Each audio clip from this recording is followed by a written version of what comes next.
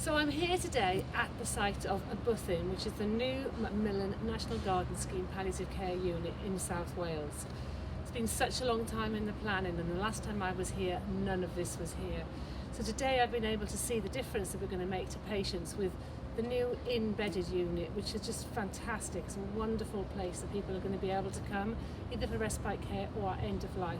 Looking at the outpatient units, where we can have 20 people who are going to be either in a clinic situation or getting all sorts of complementary therapies and doing things.